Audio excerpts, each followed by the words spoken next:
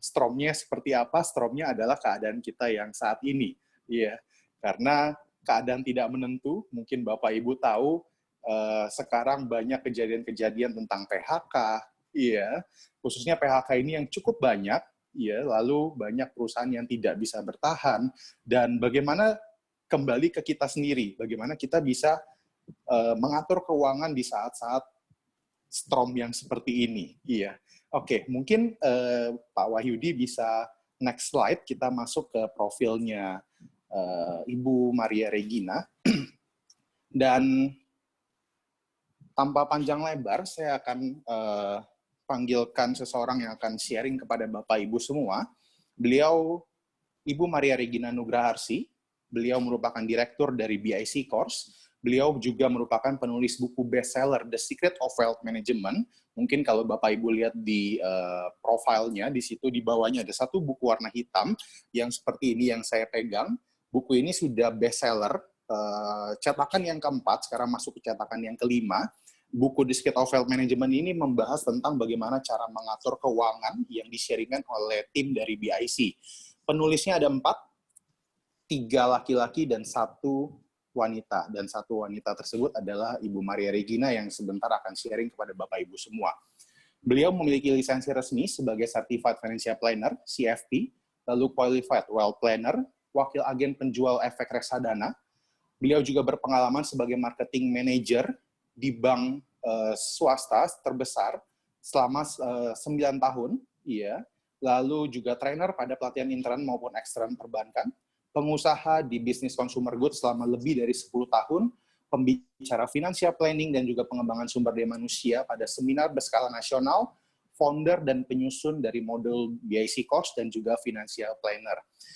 Satu lagi sebelum saya panggilkan Ibu Maria Regina, Bapak Ibu nanti apabila ketika di tengah-tengah Ibu Maria Regina sharing kepada Bapak Ibu semua, kalau misalkan ada yang ingin bertanya, seperti yang tadi Pak Wahyudi sudah sampaikan, Bapak Ibu bisa ketik di kolom chat, ya, nanti ketika sesi tanya jawab dibuka, saya akan membacakan pertanyaan-pertanyaan Bapak Ibu untuk Ibu Maria Regina jawab. Iya. Oke, tanpa panjang lebar, mungkin saya bisa pinjam tepuk tangannya dari rumah masing-masing untuk Ibu Maria Regina. Silakan Ibu Maria Regina. Oke, thank you Andreas, dan selamat, susah mikirnya ya, kalau mau bilang selamat pagi secara otomatis, tapi saya ucapkan selamat malam Pak Wahyudi. Ya, thank you, belum pernah bertatap muka, tapi kita ketemu di sini ya, sekarang nggak penting, pernah ketemu atau nggak penting ya. Selamat malam Bu. Iya, jadi kenapa tadi Andreas bilang selamat pagi dan saya lancar selamat pagi, karena memang perusahaan kami selalu mengucapkan itu. Mungkin ada yang pernah dengar ada sekolah selamat pagi di Indonesia, selamat pagi Indonesia di Batu Malang, itu adalah dari holding kami. Jadi perusahaan kami atas kemurahan Tuhan diizinkan untuk memiliki sekolah gratis yang bernama Sekolah Selamat Pagi Indonesia. Sehingga di kami otomatis yang namanya bilang selamat tuh selamat pagi. Oke, salam kenal semuanya, saya Maria Regina. Thank you sudah diizinkan untuk gabung di Kongko ini ya. Hari gini yang dicari gimana cara ngatur keuangan ya. Selama 2008 sampai 2019, saya keliling Indonesia bersama Pak Andreas kalau menjelaskan mengenai bagaimana mengelola keuangan, itu ujung-ujungnya adalah melakukan penghematan. Tapi pada saat topik materi penghematan, itu banyak peserta yang begini, ngapain sih Bu, segitu-segitu amat, saya bekerja itu untuk dinikmati. Saya bekerja, kalau penampilan saya tidak menarik, juga nggak akan bisa dilihat. Saya bekerja, kalau nggak boleh makan enak, itu sia-sia.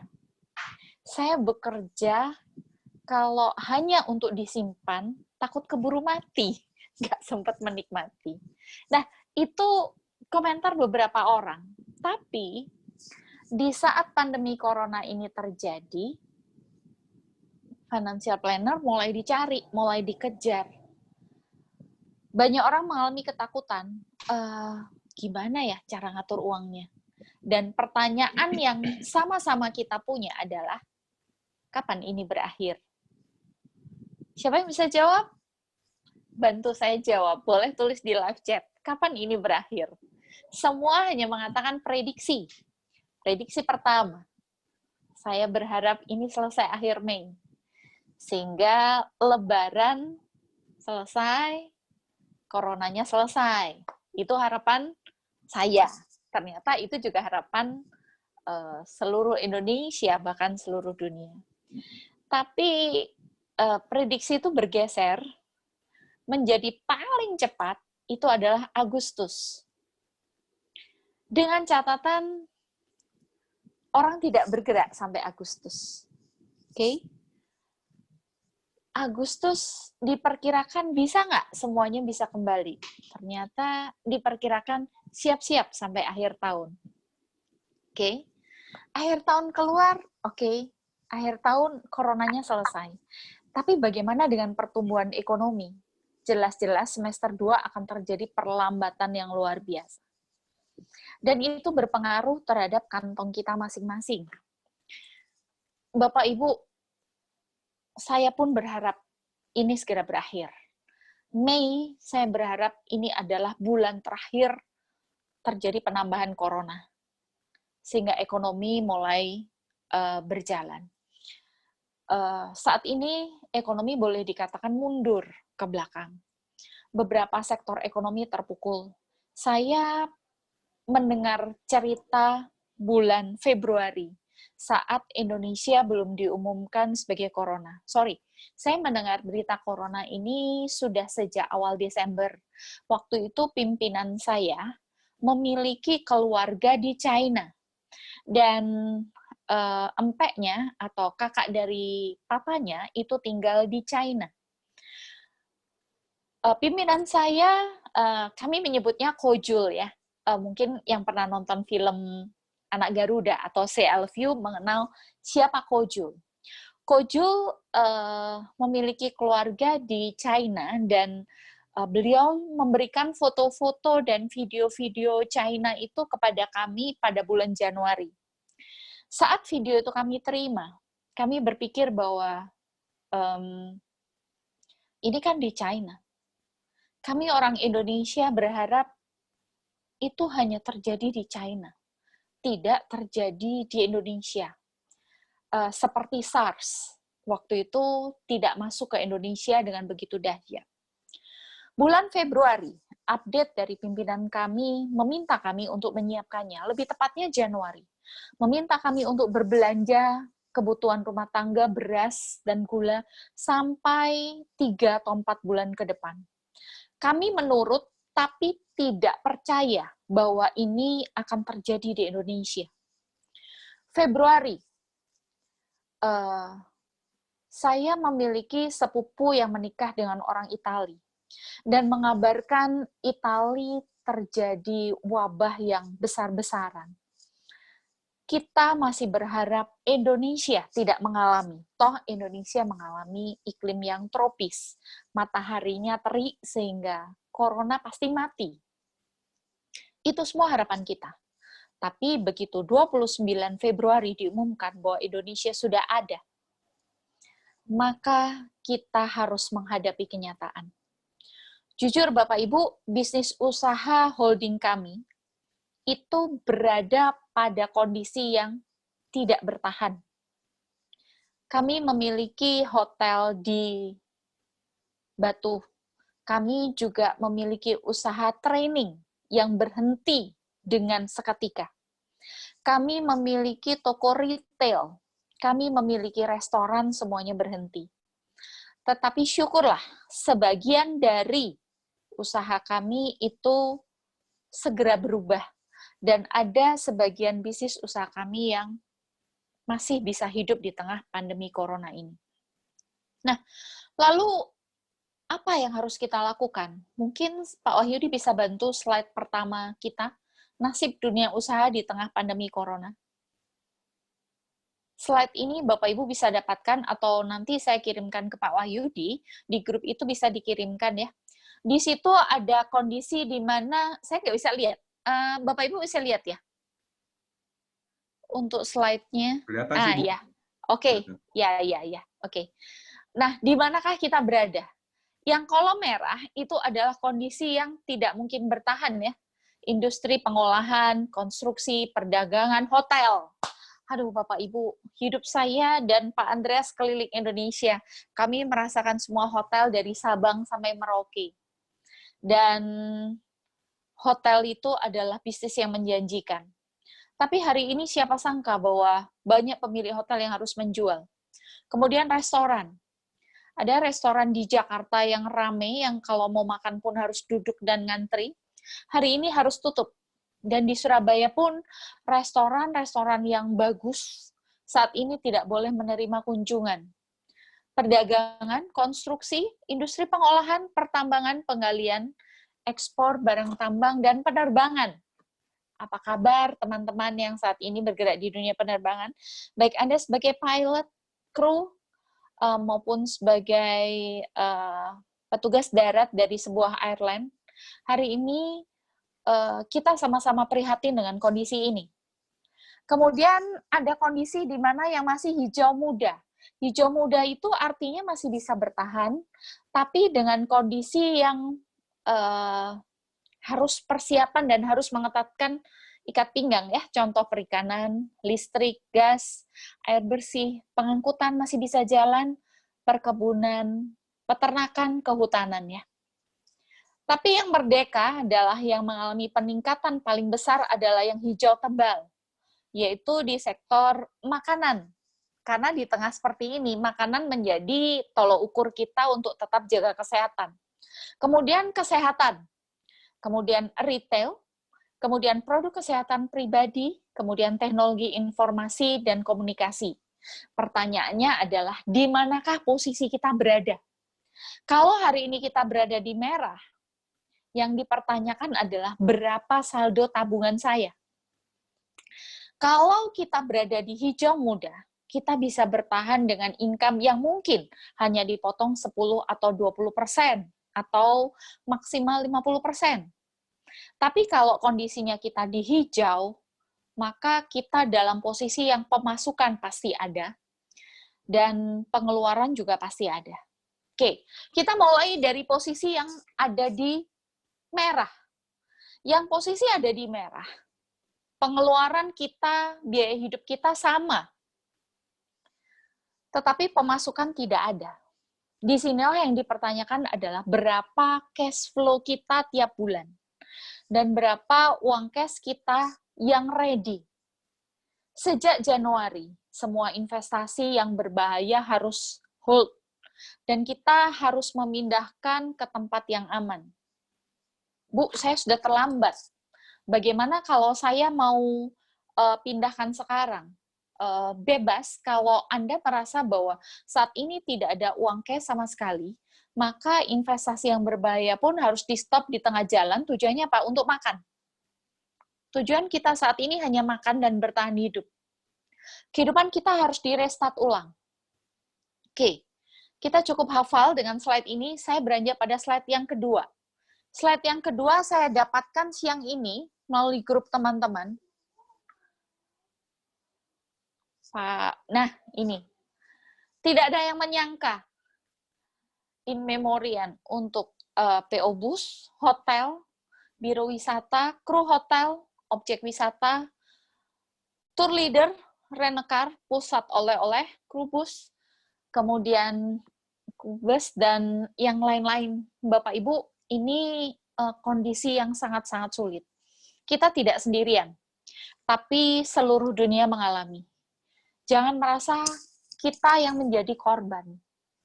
Tapi saat ini iman kita benar-benar diuji, seberapa kuat kita bisa bertahan, dan seberapa kuat kita dalam tekanan. Di setiap materi yang kalau Bapak Ibu dan saya bertemu, saya selalu membagi kebutuhan kita yaitu dalam dua pos, yaitu needs dan wants. Needs adalah kebutuhan pokok yang memang harus dipenuhi. Wants itu adalah kebutuhan yang tidak harus dipenuhi, artinya tidak ada pun tidak apa-apa. Nah, kebanyakan masyarakat di dunia modern, terutama sejak ada gadget, wants-nya yang paling besar. Nanti kita lihat ke belakang ya, wants itu ada. Oke, kita berada di mana kondisi saat ini? Tidak ada yang menyangka bahwa karyawan hotel yang biasanya hotelnya full book, terutama di Bali, hari ini hotelnya tidak berpenghuni. Pada tanggal 16 Maret, saya dan Pak Andreas rencana memberikan pelatihan di Bali. Ada 2 proyek yang harus kami kerjakan dalam seminggu. Tetapi dalam hitungan jam, proyek itu tercancel. Booking pesawat dan hotel harus musnah, harus dihanguskan. Dan sejak saat itu, tingkat hunian di Bali benar-benar menurun. Kalau saat ini nyaris dikatakan zero. Bapak Ibu, yang berbahaya adalah pemilik usaha itu memiliki kewajiban untuk membayar karyawannya gaji tiap bulan. Yang kedua, pemilik usaha memiliki kewajiban untuk membayar hutang-hutangnya. Tentu yang paling berbahagia dan paling tenang hidupnya adalah pengusaha ataupun seseorang yang hari ini tidak memiliki cicilan utang apapun dan di tabungannya masih ada uang untuk biaya hidup sampai awal tahun 2021. Itu orang yang paling berbahagia. Orang yang berbahagia kedua adalah orang yang tidak memiliki hutang, baik di bank ataupun leasing, tapi di tabungannya hanya cukup untuk 1-2 bulan ke depan.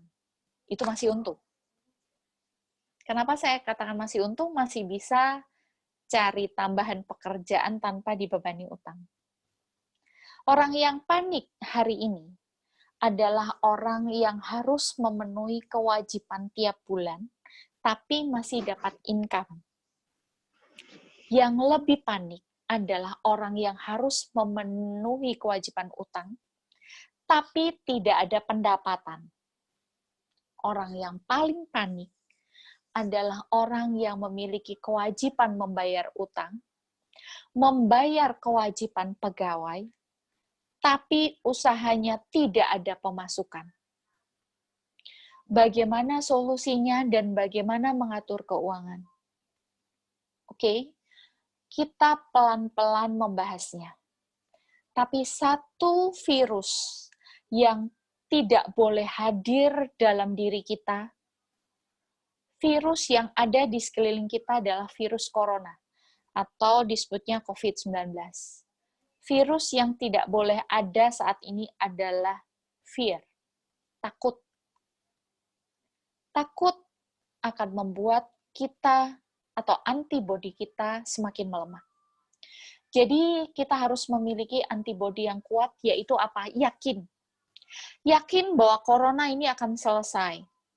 Saya katakan mukjizat masih ada. Tapi saya juga harus mengatakan dengan realita. Ekonomi kita tidak 100% pulih ketika corona ini berakhir. Corona boleh berakhir, tapi ekonomi kita harus restart dari awal. Bisa jadi orang yang saat ini gaya hidupnya tinggi, tapi tidak punya tabungan, akan mengalami perlambatan lebih lambat daripada orang yang sebelumnya hidup sederhana. Mari kita lanjut pada slide yang berikut. Oke, berapa lama kondisi ini selesai? Nanti kita diskusi pada saat akhir ya. Kapan ini selesai? Oke, kita berharap corona ini selesai Mei. Tapi bagaimana ekonominya? Bagaimana dengan ekonomi kita? Ekonomi kita kapan bisa bagus? Oke, ekonomi kita kapan membaik? Ekonomi kita membaik ketika kita sudah berani mengatakan bahwa ini adalah kondisi baru dalam kehidupan kita. Jangan berharap kehidupan kita akan lebih baik. Bertahan hidup saat ini itu adalah hal yang luar biasa, Bapak Ibu. Itu saya mengutip perkataan Jack Ma. Tapi ada harapan baru lagi. Kalau Bapak Ibu mulai sekarang berani untuk menciptakan pangsa pasar atau peluang-peluang baru, ekonomi kita justru semakin bertumbuh. Kenapa bisa begitu? Saya berharap ada slide yang berikut. Sorry, saya skip slide ini. Saya pandu melalui contoh needs dan wants. Ini adalah materi yang saya sharingkan beberapa waktu ketika Pak Yudi boleh dibantu slide sesudah ini? Next lagi ya? Ya, next. Itu adalah mengenai needs versus wants. Needs itu adalah kebutuhan pokok manusia yang harus terpenuhi. Dan hari ini, Bapak Ibu, yang harus dipenuhi adalah needs kita cukup. That's enough. Hanya untuk makan. Sebelum ini beredar video bahwa manusia makan nasi, telur ceplok, sama kecap. Mungkin Bapak Ibu udah nonton ya. Itu adalah cukup, ya, betul? Makan nasi dengan satu lauk, itu udah cukup. Kita flashback tahun 98. Kita pernah Indonesia mengalami krisis yang disebut krisis moneter tahun 98. Pada saat itu, saya bekerja di bank. Bank tempat saya bekerja gampang ketebak, yang warnanya biru. Dan saat itu, bank tempat saya bekerja mengalami ras. Kami tidak diizinkan untuk keluar bank ketika sudah masuk ke lokasi. Dan saat itu, atasan saya memanggil timnya, lalu dia memberikan brief secara singkat. Saya meminta Anda semua untuk membawa bekal ke kantor. Makanlah seadanya. Nasi, tahu tempe cukup. Nasi dan telur cukup. Nasi dan telur ditambah tahu tempe itu istimewa. Nasi dan sayur cukup. Nasi, sayur, dan ayam itu istimewa. Dan itu yang diberikan kepada kita sehingga kita membawa makanan setiap hari ke kantor. Dan pada saat itu kami menerima gaji yang utuh. Atasan saya mengingatkan, keluarkan gajimu setengah saja.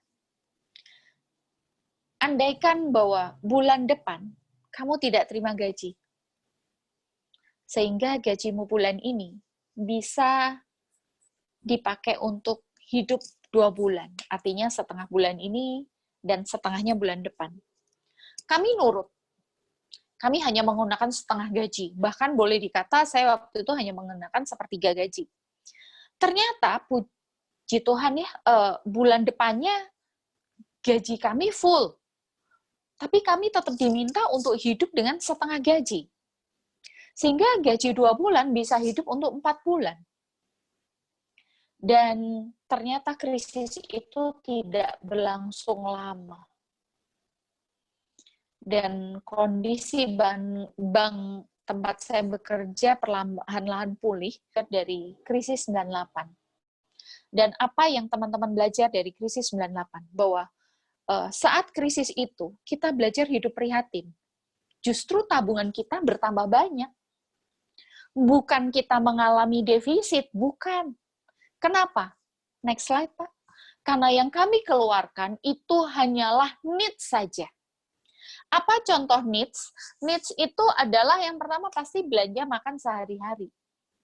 Bapak Ibu, hari gini kita makan cukup apa adanya. Nasi, sayur, lauk. Cukup. Lupakan bahwa menu harus 5 macam. Menu harus 7. Lupakan bahwa masing-masing anggota keluarga kita memiliki menu favorit. Dan masing-masing mereka harus terpenuhi keinginannya. No, hari ini tidak ada. Bu, saya nggak bisa masak. Saya biasa pesan online. Oke. Tapi kalau online sehari 3 kali, itu pengeluarannya berarti Anda boros. Online-nya 2 kali, masih boros. Online 1 kali, boleh. Kalau bisa, 3 kali makan, masak sendiri. Bu, masakannya nggak enak, terimalah itu. Hari ini banyak koki-koki baru ya, yang mungkin emak-emak nih yang biasa ngantor, tangannya mulus jadi sekarang kena pisau. Ya karena masak. No choice Bapak Ibu, kita harus bertahan. Kita harus menyisakan uang kita sampai akhir tahun 2020. Nggak sampai, Bu, kondisinya krisis nggak sampai akhir 2020. Good news, maka tabungan kita yang bertambah kan? Tapi kebiasaan kita untuk berhemat, ini bisa kita jadikan bekal untuk kita menambah investasi. Yang kedua, biaya pakaian. Oke, saya mengatakan pakaian needs. Hari ini, saya memindahkan pakaian masuk dalam post-want. Apa beda needs dan wants? Needs harus terpenuhi, wants tidak harus. Tapi hari ini saya mengatakan biaya pakaian bukan needs, tapi wants. Kenapa? Pakaian wants, padahal kita harus berpakaian. Please, mari kita buka lemari kita. Kita cek, ada berapa banyak baju yang kita nggak perlu pakai baju bagus. Bapak Ibu, baju saya ini dipakai setelah 2 bulan. Why? Karena saya tidak ngajar lagi. Sehingga saya menggunakan baju yang biasa-biasa aja. Ini baru keluar lagi. Dan stok kita masih banyak. Toh kita nggak kemana-mana. Kita bertemu lewat Zoom. Kemudian belanja bulanan. Oke, biasa belanja bulanan itu needs. Hari ini saya mengatakan wants juga. Karena belanja bulanan yang kita beli, hanya beras, telur, minyak, dan mie. Lebihnya boleh iya, boleh enggak. Dia kosmetik wanita. Sebelumnya saya mengatakan bedak dan lipstik itu adalah needs. Karena bagaimanapun wanita harus tampak cantik ya. Tapi hari ini saya mengatakan itu wants. Mungkin stok bedak Anda sampai akhir tahun 2020 cukup, jangan beli bedak. Koleksi lipstik lebih dari 5, oke, itu cukup sampai akhir tahun selama nggak expired ya. Berikutnya, biaya listrik, pulsa, telepon, air bersih, air minum. Ini yang harus dibayar. Tapi kalau bisa dihemat, hematlah. Berkumpullah dalam satu ruangan, kalau itu satu keluarga. AC-nya bisa dihemat. Air bersih, air minum, transport ke kantor, bepergian. Sudah nggak ada, Bapak Ibu, bepergian kemana? Mallnya sudah banyak yang tutup. Mallnya di daerah-daerah ada yang buka, tapi juga hari gini kita ke mall juga takut. Saya tidak ke mall sudah 2 bulan juga. Kangen benar-benar. Uang kos atau kontrakan, ini yang harus dibayar buat Anda yang belum tinggal di rumah sendiri. Perbaikan mobil dan motor, servis berkala, wah hari gini tunda dulu. Dana amal, ini tetap Bapak Ibu harus lakukan. Dan biaya rutin lainnya, misal Bapak Ibu harus membantu atau mengirim kakak atau adik atau orang tua di kampung. Nah, ini adalah kebutuhan pokok. So, kebutuhan pokok yang utama adalah yang jelas itu uang sekolah anak masuk di situ. Uang sekolah anak harus dibayar ya, tetap walaupun anaknya nggak sekolah udah 2 bulan, tetap harus dibayar. Oke, next slide adalah wants. Wants adalah kebutuhan yang tidak mendesak, yang kalaupun tidak terpenuhi tidak apa-apa. Kita sudah tahu wants itu apa. Pakaian itu wants, Bapak Ibu. Saya pindahkan dari needs ke wants. Oke, next slide Pak Wahyudi, saya bisa dibantu.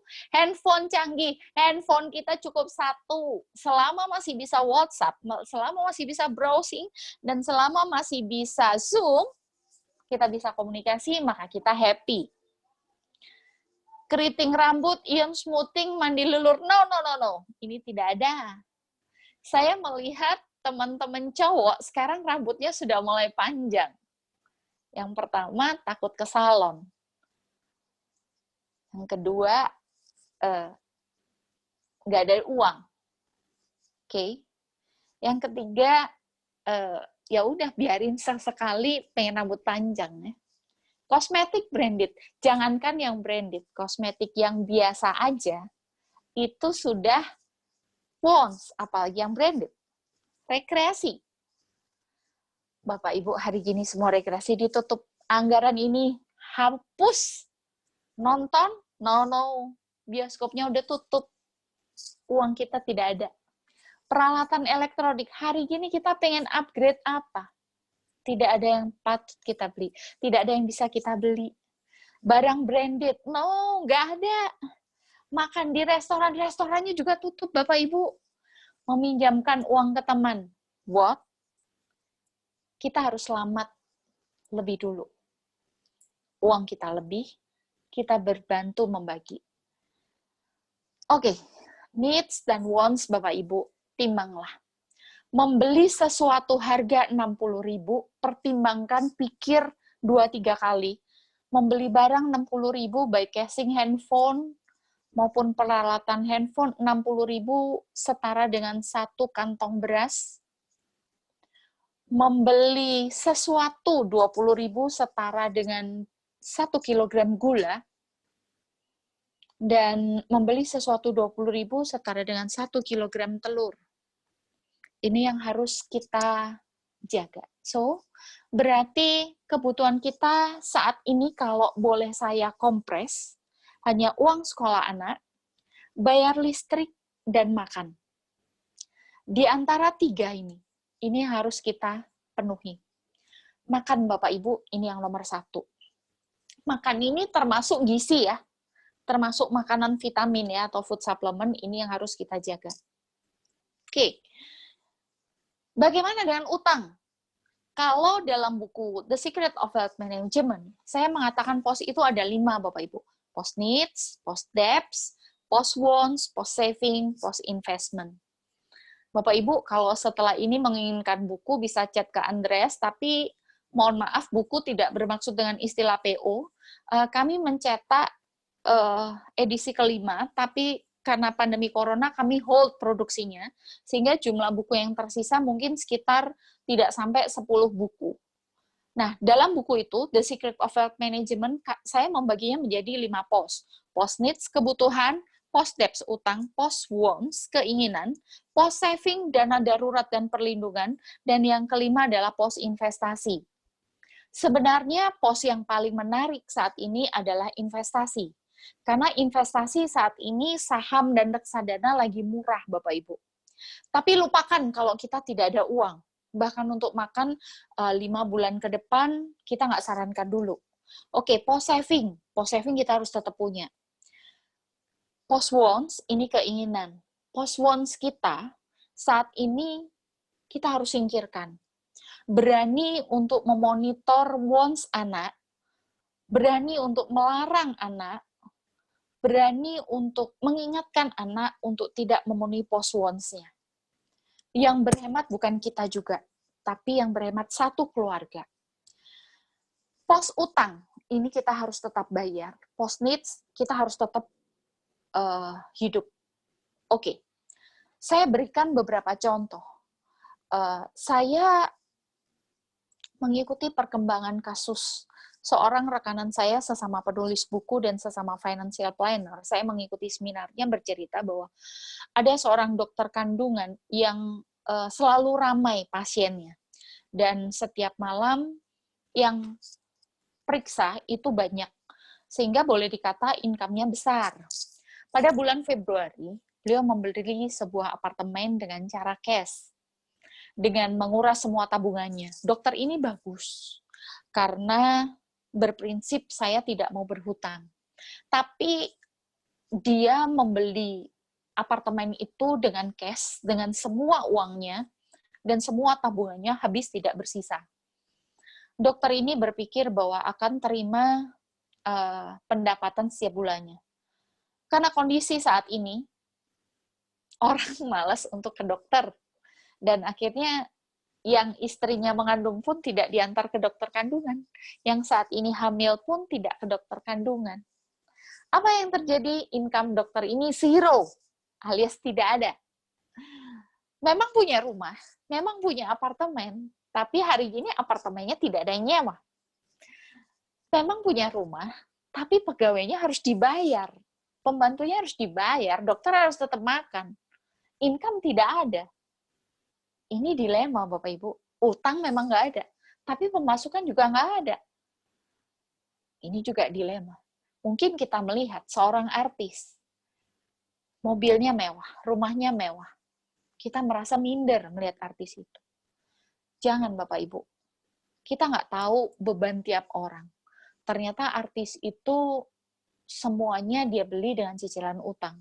Kondisi hari ini, Bapak Ibu, tidak ada artis yang mendapatkan job kecuali off-air dan di televisi, dan itu pun tidak bagaimana. Dan ada beberapa artis yang memiliki restonya ditutup. Beberapa artis memiliki karaoke, karaoke pun ditutup. Tapi yang jadi polemik bahwa mereka juga harus membayar karyawannya. Sebagian memilih merumahkan, tapi memberikan kompensasi 50% gaji. It's better daripada tidak sama sekali.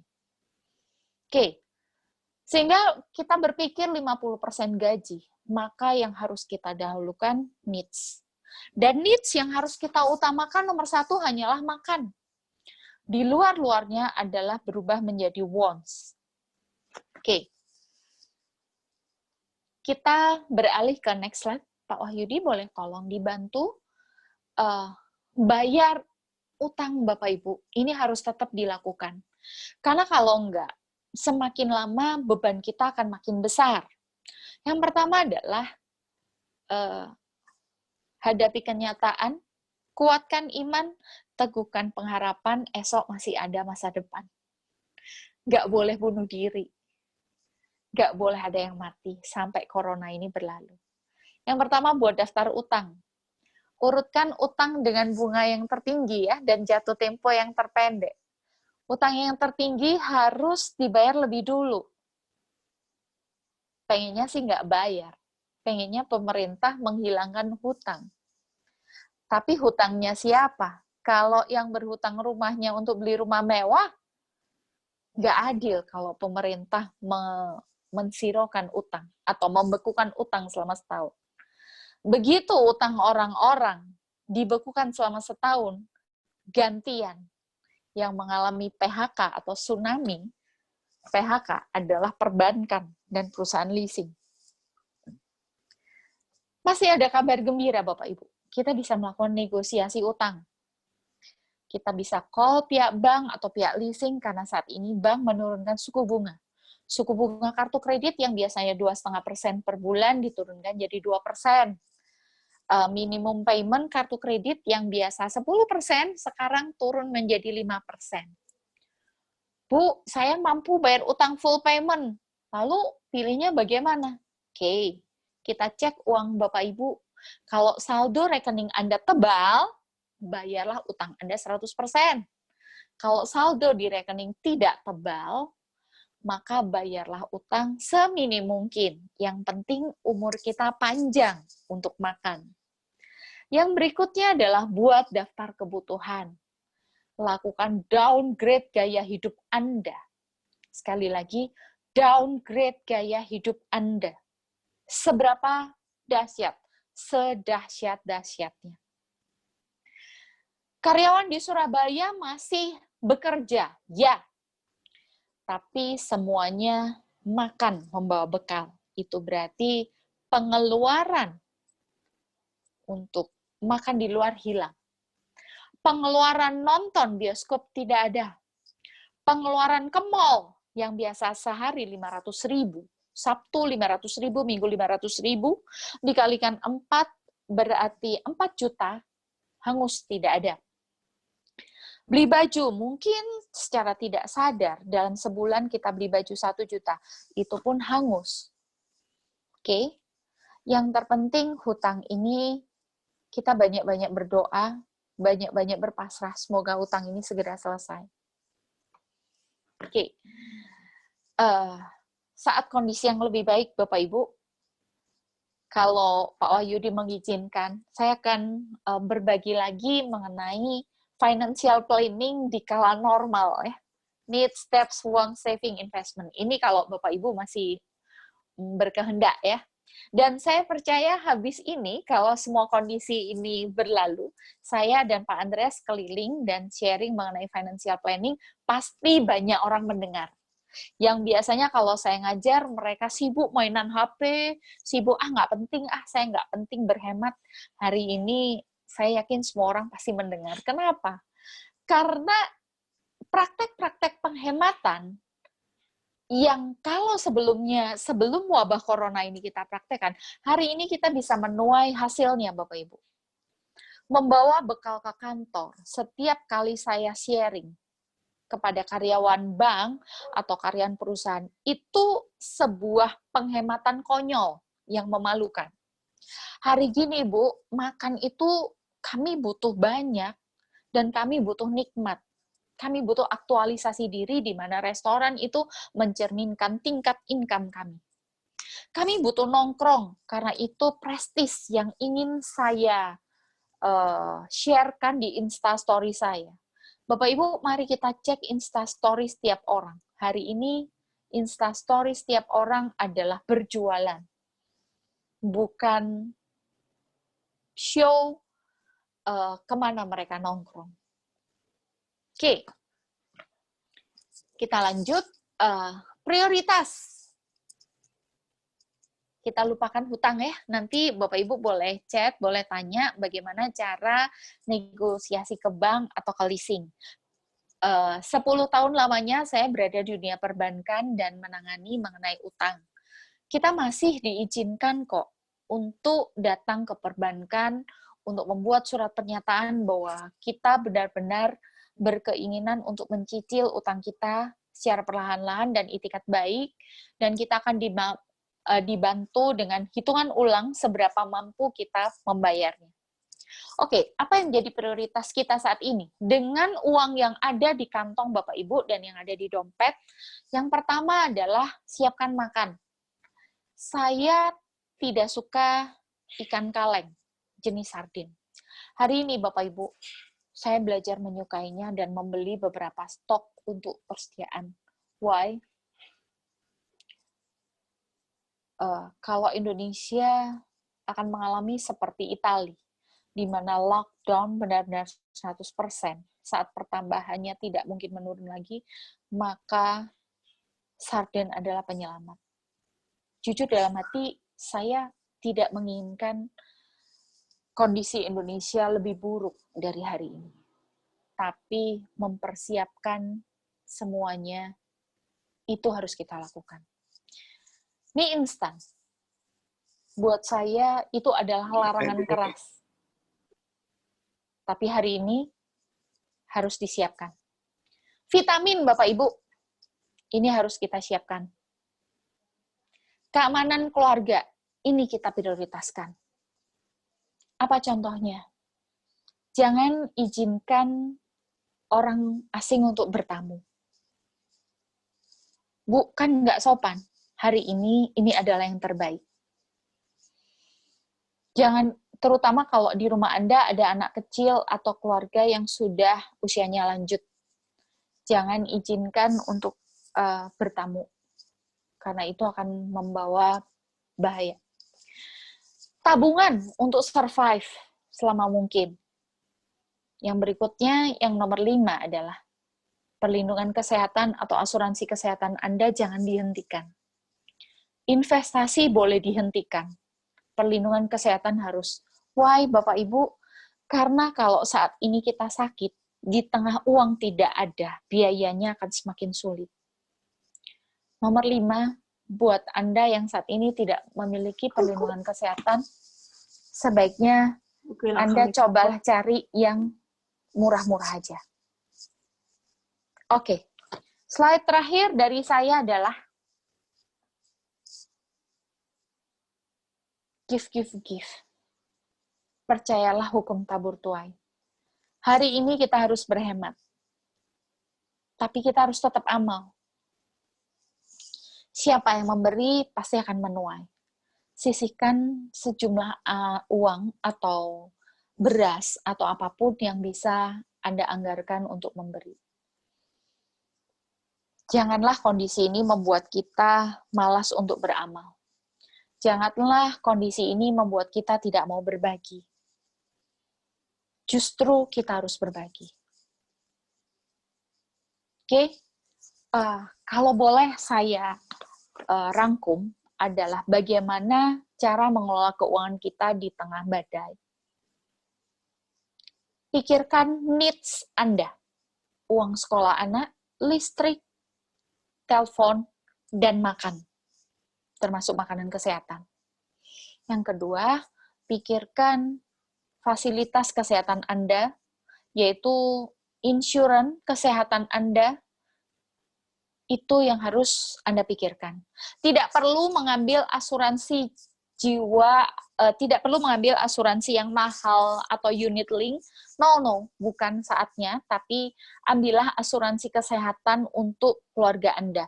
Itu tidak mahal Bapak Ibu, semacam BPJS, tapi juga ada yang swasta. Itu tidak mahal, tapi kita bisa melindungi kita dan keluarga kita dari pengeluaran yang sangat besar. Kemudian yang ketiga adalah, kalau memungkinkan, ini adalah kondisi new normal. Pikirkan dan doakan sumber income baru. Jangan hanya berharap kondisi ini segera selesai. Ya, saya berharap kondisi ini segera selesai. Bahkan saya bisa kembali hidup normal tanpa masker dan bisa sharing secara normal dan menemui klien secara normal. Iya, saya dan semua orang berharap seperti itu. Tapi new normal yang dicetuskan banyak orang adalah kalau kondisi ini tetap berjalan, dari manakah saya hidup? Jadi, siapkan income tambahan. Industri apa yang kita pilih? Kita kembali nanti slide yang nomor 1 adalah kondisi yang berwarna hijau tebal. Kondisi yang berwarna hijau tebal itu adalah yang kita persiapkan. Bapak Ibu, itu adalah yang bisa saya sharingkan. Bapak Ibu boleh chat kepada saya pun tergabung dalam grup. Kalau menginginkan nomor saya pun tidak keberatan. Bisa didapatkan dari Pak Wahyudi. Bapak Ibu boleh komunikasi. Di perusahaan kami ada juga perusahaan yang bergerak di bidang investasi, yaitu nabung saham. Bagi Bapak Ibu yang punya kelebihan uang, boleh mulai mencicil nabung saham mulai sekarang. Atau 2-3 bulan lagi juga boleh. Nah, Bapak Ibu, kapan waktu yang tepat? Boleh nanti ketika Bapak Ibu chat, saya berikan tips-tipsnya untuk mulai menabung saham secara pelan-pelan. Pelan-pelan ya, artinya sedikit-sedikit, bukan mencurahkan semua uang di sana. Thank you. Ini materi saya. Kalau ada pertanyaan, silahkan. Jam sudah menunjukkan 20.28. Waktunya Pak Wahyudi, mungkin waktunya tanya-jawab ya? Boleh. Thank you Bu Maria untuk Sama-sama. presentasinya yang luar biasa. Nah, kita open nih buat teman-teman, ada yang mau bertanya, silakan di chat box, atau kalau mau langsung juga silakan. Ada yang mau bertanya, saya hitung terlebih dahulu. Atau kelihatannya Pak Kumara siap bertanya.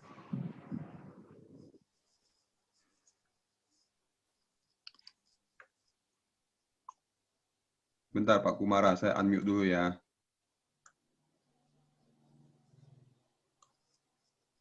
Oke, Pak Kumara, silakan. Oh, enggak, ini ya. Oke, silakan Pak Kumara. Halo. Unmute dulu. Ya. Halo. Ya, halo. Silakan Pak Kumara. Halo, suara saya kedengeran nggak? Kedengeran. Kedengeran, Pak. Kedengeran. Tes. Ya. Tes. Silakan Pak. Oke, thank you Bu Maria. Ya, Pak Kumara Atas boleh tahu sharingnya. dari kota apa nih? Saya di Jakarta, Bu Maria. Oh, di Jakarta. Oke, Pak.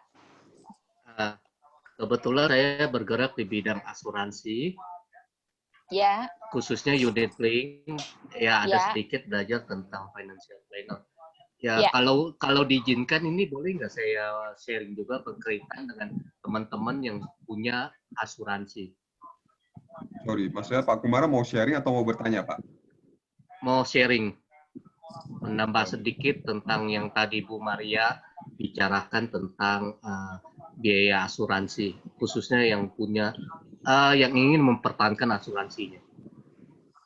Oke. Kalau misalnya, oke, tadi mau berusaha mungkin mau clarify tadi tentang yang Bu Maria Bukan. bahwa yang Oh, sorry, bukan clarify, teman hanya sharing membantu teman-teman aja berkaitan dengan teman-teman yang mungkin sudah punya asuransi, bagaimana cara mempertahankan asuransinya, itu aja sih. Oke. Silakan Pak Kumar, paling bentar nanti dari Bu Maria siapa tahu ada tanggapan ya. Iya, Iya. siap. Oke, silakan Pak Kumar. Saya setuju banget dengan Bu Maria. Buat teman-teman harus punya perlindungan, nggak usah harus unit link.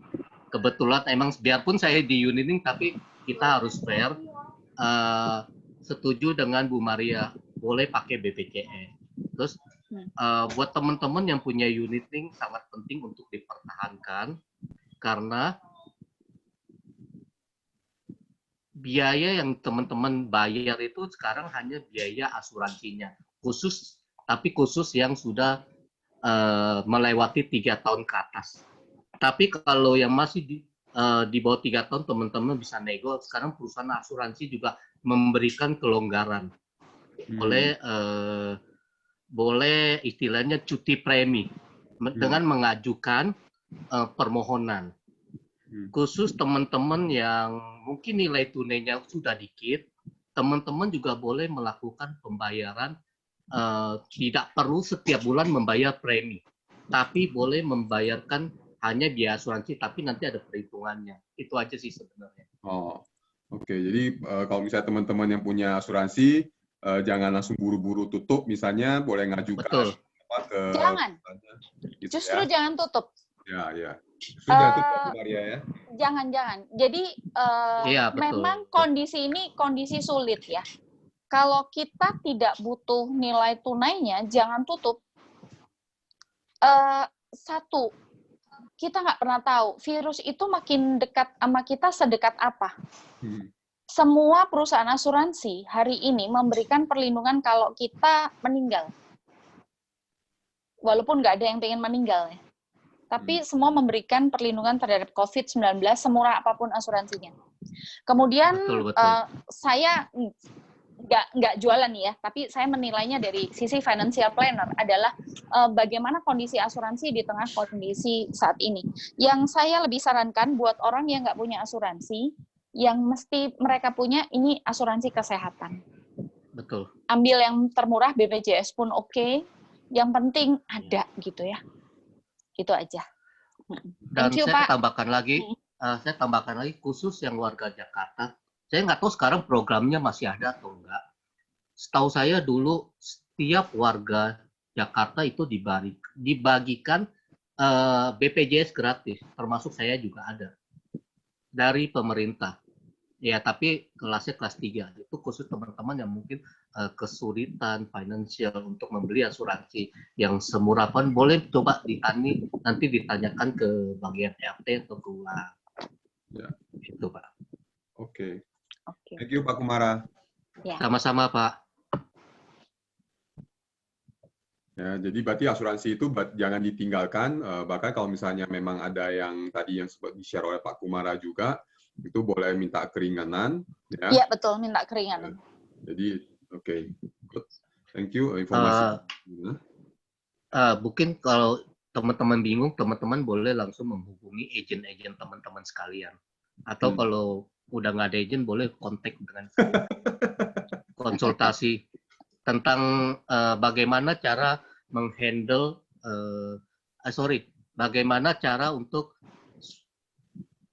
solusi untuk asuransi agar tetap berjalan dengan kondisi saat ini. Polisi saat ini, betul. Oke. Thank you Pak Kumara. Thank you. Thank you. Oke. Jadi Bapak Ibu ada pertanyaan lain? Ya, ada yang lain, ada yang mau ditanyakan. Tadi Bu Maria sempat mengatakan bahwa tentang financial planning yang pada umumnya ya, tadi Bu Maria sempat. Ya. Pada umumnya itu maksudnya kalau pandemi ini tidak terjadi, pos itu ada 5 kan, needs, debt, want, saving, investment. Nah, dari gaji kita setiap bulan itu kita untuk needs ada prosentasenya Pak, sesuai di buku 50%, debts itu maksimal utang 30%, bonds itu 10%, saving 10%. Tapi kalau kita punya utang, kita nggak usah punya investasi. Tapi kalau kondisi kita nggak punya utang nih, needs-nya 50%, kemudian bonds-nya 15%, saving 15%, kemudian Debts-nya 0, investasinya bisa 20%. Nah, dengan kondisi sekarang, ternyata saya sudah menjalani kehidupan selama 2 bulan ini ya, di tengah kondisi corona. Saya baru menyadari bahwa biaya hidup saya itu sebenarnya hanya 25% dari gaji saya cukup. Oke, Jadi kalau corona ini selesai, saya justru bisa menabung 75%. Oke, jadi kalau berarti ada pos-pos yang perlu diperhatikan pada saat kalau misalnya kondisinya normal ya Bu ya. Berarti sebenarnya Ya. kalau dengan kondisi saat ini, kalau dari Bu Maria adalah berarti kita punya cuma Needs aja. Ya, needs-nya aja gitu. Ya. Selama ini kalau tadi Bu Maria sempat sharing tentang needs dan wants, kelihatannya ya saya juga pos yang paling sering itu malah ke yang wants gitu, bukan yang hanya needs gitu ya. Betul. Betul. Dan menyebabkan di situasi saat ini, ya kalau memang kondisinya jadi kesulitan keuangan, ya berarti perlu lebih mawas diri lagi. Ya. Iya, tapi nggak perlu panik juga ya Pak. Dalam arti bahwa banyak orang panik, aduh kalau gaji saya turun gimana? Ya. Gaji saya turun nih, gimana nih? Nggak perlu takut gaji Anda turun, pengeluaran Anda udah pasti turun. Kondisi seperti ini, selama Anda nurut sama pemerintah, pasti pengeluaran turun. Ke mall nggak boleh, ke saudara nggak boleh, mau nengok saudara silaturahmi nggak boleh, mudik juga nggak boleh. THR dapat, tapi mudik nggak boleh. Jadi kan bukannya uang THR utuh, kecuali untuk membayar pegawai. Selesai. Setelah krisis ini selesai, kalau kita tetap memiliki gaya hidup seperti saat krisis, maka investasi kita justru makin besar dan uang tabungan kita makin besar. Gitu. Oke, Bu. Ini ada pertanyaan nih. Ya. Pertanyaan adalah kalau tentang unit link gitu pertanyaannya. Kalau unit linknya rugi itu dibiarkan atau jual cut loss, Bu? Itu tadi pertanyaannya. Saat ini punya uang cash nggak di tabungan?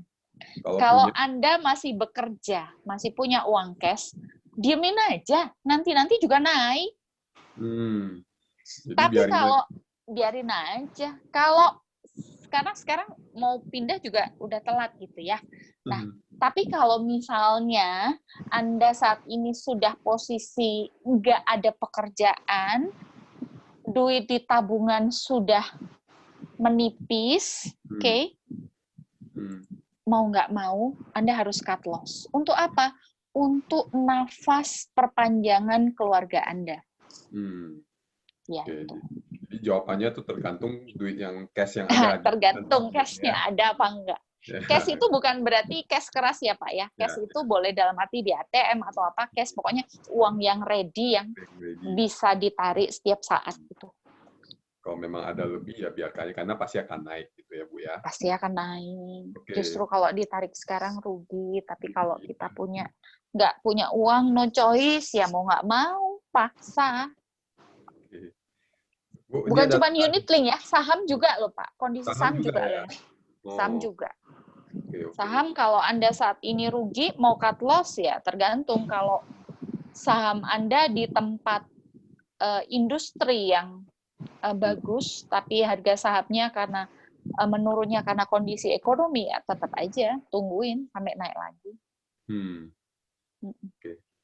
Terus ini ada pertanyaan Bu terkait dengan dia punya utang ini dari Bu Wisnu, dia punya utang di utang KPR. Ya. Dia pengen tahu ini ada mungkin nggak cara negosiasi sama bank karena tempat dia itu floatingnya masih di atas 13% gitu Bu. Tetap datang ke bank. Beberapa klien kami beberapa adalah bank dan beberapa saya kontak mereka berusaha memberikan keringanan dengan restrukturisasi hutang. Mereka nyebutnya apa ya? Restrukturisasi kalau nggak salah. Jadi beberapa nasabah yang gagal bayar ataupun gagal debit dan tidak bisa membayar, mereka memberikan keringanan, tapi dari pihak nasabah harus datang ke bank. Artinya bank tidak tahu mana yang mau diberikan keringanan kan. Jadi bank ada kebijakan keringanan karena hari gini bank pun takut loh kalau mereka tidak bisa membayar, bank itu juga akan kolaps kan? Bayangkan kalau rame-rame penduduk Indonesia nggak mau bayar kewajiban utangnya, banknya mau ngidupin pakai apa? Ekonomi akan berhenti. Nah, jadi datanglah ke perusahaan leasing atau bank untuk nego utang serendah-rendahnya, bukan secepat-cepatnya.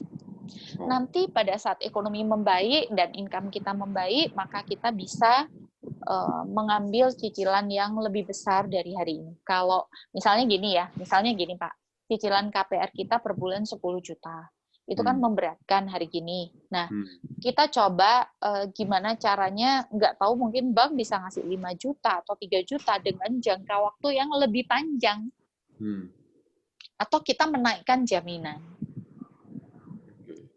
Berarti Ko Wisnu tetap perlu ke bank untuk negosiasi ulang, ya kan? Betul. Banknya tahu gitu ada kesulitan apa gitu ya. Jadi di situ baru negosiasi. Tadi negosiasi itu bukan soal seberapa cepat membayarnya, tapi yang dinegosiasi itu adalah utangnya dulu gitu ya. Bunganya itu bagaimana menurunkan suku bunganya itu ya Bu ya. Dan menurunkan cicilannya supaya ringan. Ya, menurunkan cicilannya gitu. Jadi sehingga meringankan untuk membayar cicilan. Dan Bu Maria juga, kalau misalnya di situasi saat ini, berarti yang paling cerdas yang kita lakukan saat ini adalah lebih benar-benar ke penghematan ya. Iya. Yang kita lakukan terkait dengan financial planning itu adalah benar fokusnya adalah ke penghematan. Iya, pokoknya ketika keluar uang, pikirin ini setara dengan beras berapa liter, berapa kilo. Karena kalau sehari kita butuh sekilo beras itu hari gini 12.000 kan ya, 12.000. Nah, setiap mau keluar uang 12.000, kita pikirin ini setara dengan 1 kilogram beras loh. Ibaratnya sampai se-ekstrim itu hari ini. Ini beda, krisisnya 98 sama krisisnya sekarang beda. Krisisnya 98 itu ekonomi merosot, tapi orang sehat. Krisis sekarang ini, krisis ekonomi, tapi orang pada sakit. 98 pesawat masih ada. Hari ini pesawat nggak ada. Atau apa gitu ya, Bu ya? Kenapa? Ya, maksudnya waktu 98 orang masih traveling, orang masih traveling. Ya, kalau sekarang benar-benar gitu ya. Iya. Sehingga kalau misalnya artinya kalau berarti proses ini akan berjalan lebih panjang karena sakitnya ini gitu ya Bu ya. Jadi sehingga kita perlu bertahannya tuh perlu lebih kuat gitu ya Bu. Betul. Oke. Karena ini salah satu yang juga memang ini menurut saya ini pribadi ya, maksudnya karena kalau misalnya bertahan pengennya kan makan yang enak gitu ya, maksudnya tadi yang Bu bilang sehari Gojek 3 kali gitu, itu kan godaan terbesar Bu nih. Kadang ya sehingga lupa sebenarnya kalau benar juga kalau kata Ibu tadi bahwa kalau kita benar perhatikan sebenarnya biaya kita itu nggak terlalu besar gitu. Nggak tinggi, enggak. Iya. Jangankan orang lain, kita yang financial planner aja, saya kan tergabung dalam asosiasi nih.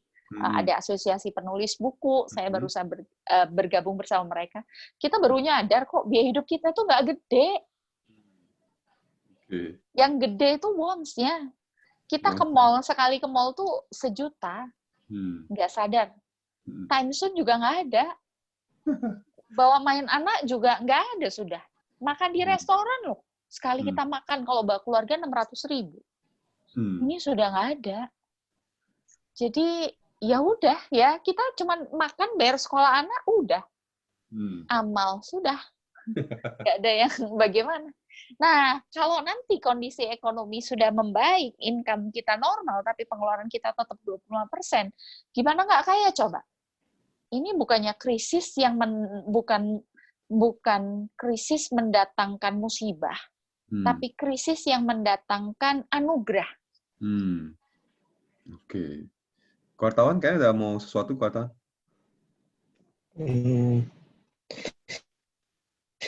Oke, terima kasih Bu Maria sudah berbagi di komunitas CD. Ya.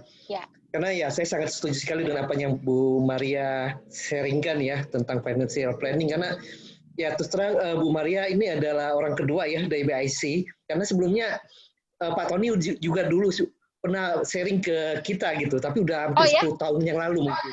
Iya. Makanya Pak Tony bos saya. Oh iya. Ya, makanya ini saya sih merasa beruntung sekali karena mungkin lebih dari 10 tahun yang lalu Pak Tony udah sharing di komunitas CD kita ini. Kemudian di situ juga ya dari apa yang di-sharingkan oleh Pak Tony ya kita udah coba praktekkan. Ya, makanya dengan kondisinya seperti ini pun juga kita merasa ya fine aja gitu ininya. Karena memang kan financial planning kita udah siap gitu ininya. Kita punya dana yang cukup, saving yang cukup kan gitu ininya. Ya, gaya hidupnya juga nggak gimana-gimana gitu. Iya, betul. Sepertinya Ibu sampaikan tadi, bahwasanya ya dengan kondisinya begini, ya kita baru sadar bahwasanya memang biaya hidup kita itu sebetulnya nggak begitu besar kan gitu ininya kan. Ya, yang besar itu ya sebetulnya ya won-nya kita yang mau ini, mau itu kan gitu ininya kan. Nah, itu yang sebetulnya saya senang sekali kita bisa ini Ibu bisa berbagi di acara CD kali ini. Karena kenapa?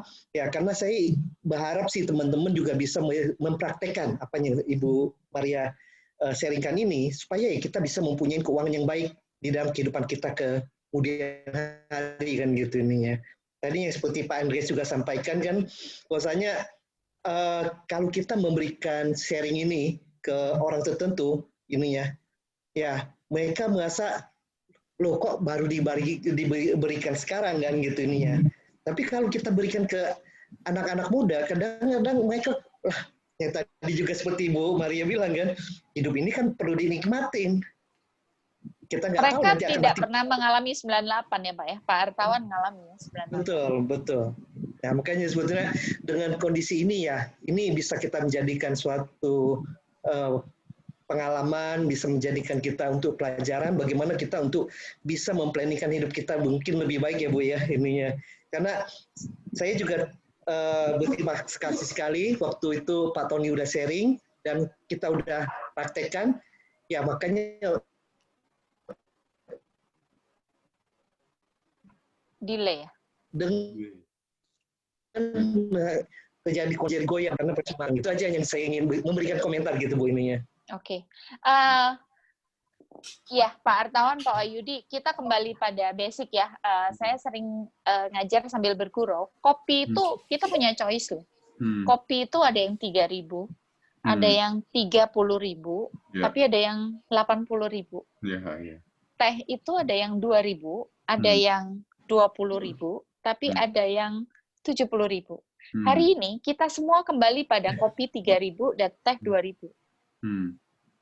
Kan kopi yang 50.000 kan nggak ada sekarang.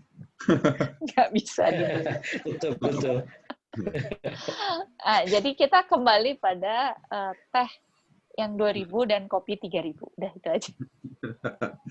Ya. Nah, tadi kalau Bu, kalau misalnya buat teman-teman yang pengen tahu, kalau misalnya ya kalau kita bahasa Ibu tadi, kalau yang kan ada garis yang warna hijau terang, hijau muda, terus kemudian ada yang merah ya. Nah, yang merah ini berarti kan salah satu utamanya memang ada soal penghematan, Bu. Yang tadi Ibu katakan, dia benar-benar mikirin penghematan dan harus mikir. Habis ini kalau ini menjadi new normal, mereka harus cari whatever lah. Hari gini mereka jadi reseller juga bisa kok. Ya. Yang tadi Bu terakhir bilang ya, mikirin apa? Ada income. Pikirin ini, pikirin new income. Ini new normal. Anda menjadi reseller, nggak bisa masak, ya udahlah. Jadi reseller masak dapat 1.000, modalnya apa? Handphone doang. Nah, nggak bisa bikin sesuatu, nggak bisa bikin kue, ya udah jadi reseller kue dapat 1.000. Hari gini banyak orang yang ingin produknya itu di-share banyak orang dan mereka butuh banyak reseller, dan saya percaya yang punya bisnis pun mau reseller. Just info aja, divisi kami ada yang berada di merah, termasuk divisi saya. Dan hari ini saya berhasil menjadi supplier gula 150 kilo. Saya itu yang heran buat saya, ternyata saya bisa jualan gula gitu ya. Kemudian seminggu yang lalu saya menimbang-nimbang bawang bombay, bawang merah, bawang putih. Lalu saya jual dan ada yang berniat jadi reseller. Gila, saya pikir begini, ya saya harus bersama-sama tim kan. Saya harus nggak cuman bisa ngomong, ini kondisi training tidak ada. Walaupun sisi usaha yang lain tetap mendatangkan income. Tapi kan divisi training kan bagaimana caranya bisa survive, tidak disantuni oleh divisi lain, walaupun secara holding tetap hidup. Tapi kan saya juga harus berjuang. Saya nimbang bawang merah, bawang putih, yang mungkin di rumah saya mungkin nggak megang bawang. Ya. Hari ini saya berhasil mencapai prestasi menjual 150 kg gula. Buat saya ini amazing. Oh, ini pertanyaan ada yang menarik ini. Ya. Kalau ada debt 50% Bu dari penghasilan, nih 50% dari penghasilan. Apakah saving dan invest harus dikorbankan atau menekan keras di needs? Ini menarik. Dari awal materi normal saya sebelum pandemi ini terjadi, saya hanya mengizinkan dan merekomendasikan DEPS itu 30%. Saya tidak pernah mengizinkan orang untuk DEPS 50%. Bahkan saat kondisi normal, kalau ada yang bertanya, kalau utang saya 50%, apa yang harus saya lakukan? Saya jawab, jangan pernah ke mall sebelum utangnya turun. Jangan pernah pesen makanan online, masaklah di rumah. Hidupnya 50% needs, 50% debts. Kondisi corona, kalau utang kita 50%, maka saving dan investment pasti tidak ada. Debts dan needs. Needs pun needs yang ekstra luar biasa. Masih ada harapan. Ekstra luar biasa artinya orang boleh makan 2 lauk kan. Nah, khusus yang ini 1 lauk aja. Telur ceplok aja gitu ya, atau sama kicap aja gitu. Karena ini kondisi yang luar biasa, tapi akan menjadi new normal. Kemudian ada harapan ada. Carilah income baru. Supaya debts yang supaya utang itu tidak menghantui kehidupan Anda. Jadi gini, saat saya memotivasi tim saya, saat kamu keinget utang, yang saat ini kebebanan utang, makin gilalah untuk men-share apa yang sedang kamu kerjakan. Sorry, gimana Bu? Makin takut kamu akan utang, makin kencang megangin handphone, makin dibanyakin share-share jualan. Kan kita closing atas penjualan itu kan 80-20 kan hukumnya. Kita share 10 orang, kita cuma share ke 10 orang, berarti yang beli produk kita kan 2. Kan kita pengen income kita naik. Berarti kita men-share-nya 100 orang, jadi makin kita takut utang, yang kita share makin banyak. Kurangi jam tidur untuk share. Dengan cara kita share, memperbanyak jualan, maka persentase yang akan beli itu makin banyak. Jadi ketakutan utang itu jadilah pressure untuk memegang handphone lebih kuat, bukan main game, tapi nyari duit. Oke, jadi berarti kalau gitu jawabannya ada, kalau dari Bu Maria adalah berarti menekan keras, benar-benar ekstra keras, luar biasa keras di fokus di needs-nya, yang tadi makannya 2 lauk ya jadi 1 lauk gitu ya. Tapi tetap kesehatan ya, jangan tiap hari Indomie. Oh iya, pasti kesehatan pasti. Dan cari income baru. Gitu. Ya, untuk mengcover, untuk membayar utangnya itu. Berarti kalau kayak gitu, tapi pertanyaannya adalah apakah saving dan invest harus dikorbankan? Berarti saya berasumsi bahwa Pak Endau dikorbankan ini diambil atau tidak dilakukan? Nah, nggak tahu. Kalau dikorbankan ini tidak dilakukan, betul. Tapi kalau diambil untuk melunasi utang, ini jangan diambil semuanya untuk melunasi utang. Tapi itu tadi, utang harus dinego sekecil mungkin, serendah mungkin. Oke, mudah-mudahan menjawab Pak Hendrawi. Kalau memang ada mau ditanyakan lagi, silakan. Oke, tadi pertanyaan ya, kayak menurut saya sepertinya Pak Hendrawi mewakili seseorang, tapi menurut saya kondisi seperti ini kelihatannya rumah akan terjadi lumayan banyak kali ya Bu Maria di situasi saat ini ya. Orang yang punya debt, karena kan sebelumnya nggak tahu kan Bu bahwa ngalamin kondisi seperti ini. Mungkin debt-nya itu berupa KPR ya KPR atau apa gitu yang tadinya. Kalau pernah ikut training saya, pasti tahu bahwa debt-nya cuma 30% maksimal. Yang debt-nya 50% belum sempat ikut training saya belum sempat ikut training BIC. Nanti perlu ini dipromosikan lagi kapan trainingnya dan sebagainya gitu. Iya. Jadi saya memang memberikan pelatihan di bank-bank, seluruh karyawan bahkan perusahaan bank yang paling besar pun setiap karyawan baru harus lolos ikut training saya. Kemudian supaya mereka diimunisasi ya. Mereka ini karyawan baru yang ikut program manajemen development program gitu ya. Jadi calon-calon pemimpin-pemimpin bank. Mereka begitu pendidikan itu dalam satu komunitas nih. Ini gajinya sama, gaya hidupnya sama. Tapi begitu mereka diterjunkan ke masing-masing cabang, mereka akan tertular gaya hidup orang-orang yang sudah pengalaman di situ kan. Nah, dengan bertularnya gaya hidup itu mempengaruhi pola mereka yang sudah terbentuk. Jadi sebelum mereka diterjunkan ke bank, mereka diimunisasi. Diimunisasi bahwa why kamu harus berhemat.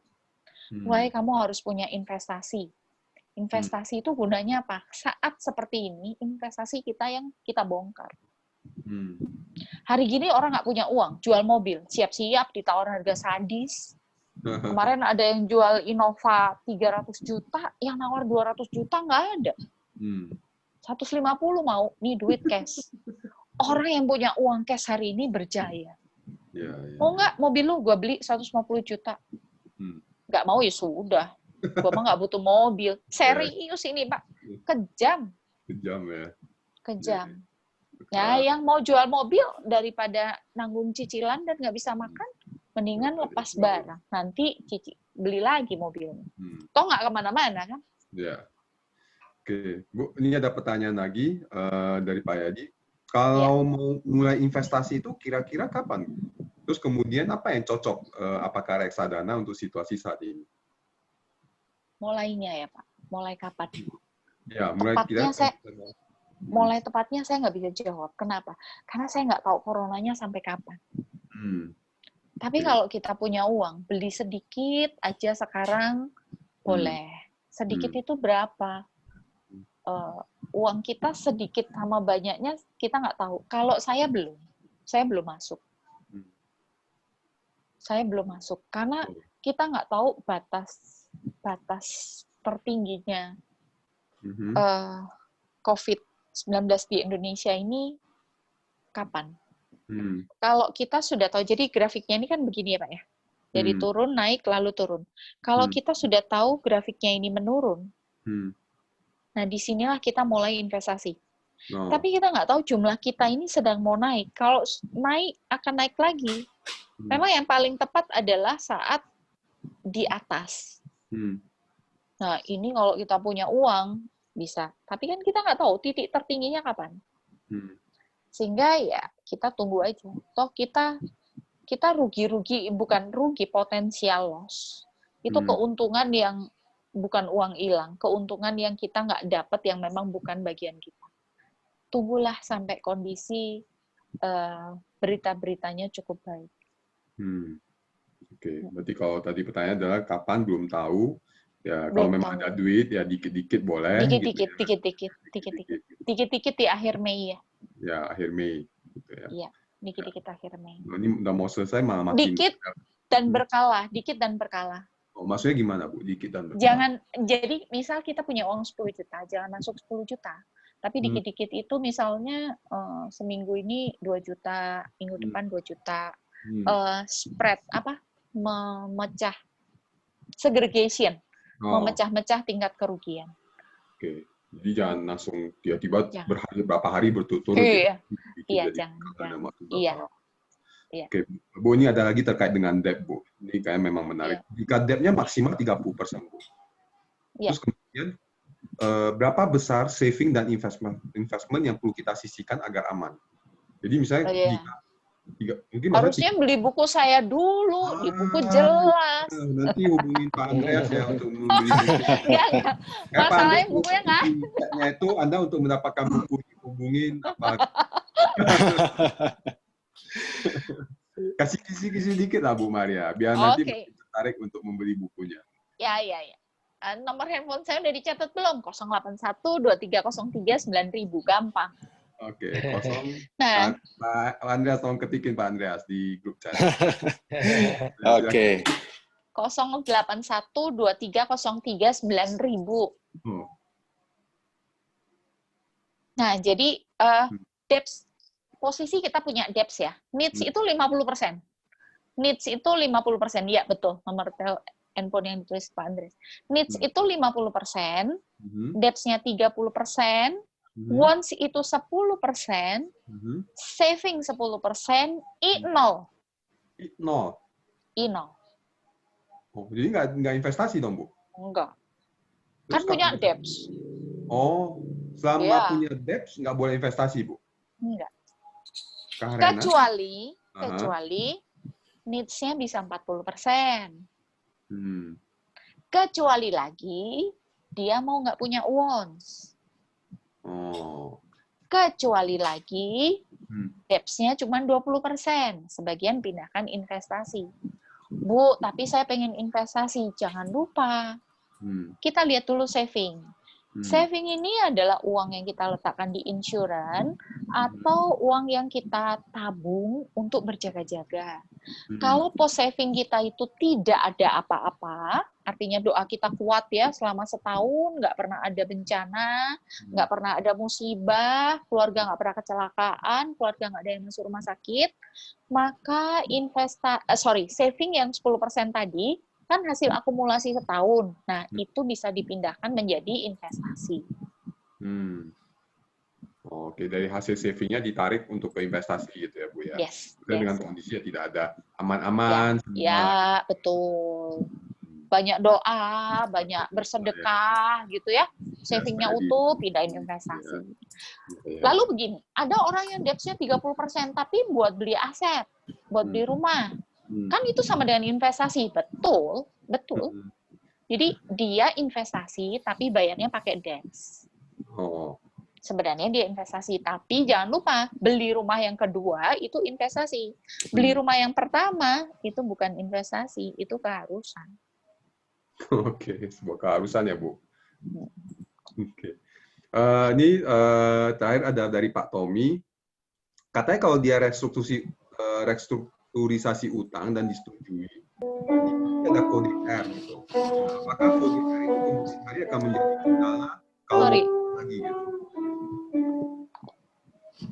Sorry. Ya. Ada suara noise. Jadi kalau misalnya restrukturisasi utang dan disetujui, jadi nanti BI kan ada kode R katanya. Terus apakah nanti kemudian hari itu jadi kendala kuasa mau minjem lagi gitu? Kita bisa memutihkannya kan kondisi di BI itu. Saat kondisi sementara ini berlangsung, kondisi ini, emang kita mau utang baru kan enggak? Kan pasti kita bikin utang barunya nanti saat kondisi membaik, masih tunggu berapa lama lagi. Nah, kode di BI kan bisa diperbaiki, status kita di BI itu bisa diperbaiki kok. Utang orang yang blacklist di daftar hitam BI bisa diputihkan kok. Nanti bank bisa buat surat ke BI untuk pemutihan. Iya, sabar aja. Oke, Bu, ada yang minta door prize, Bu, bukunya Bu Maria?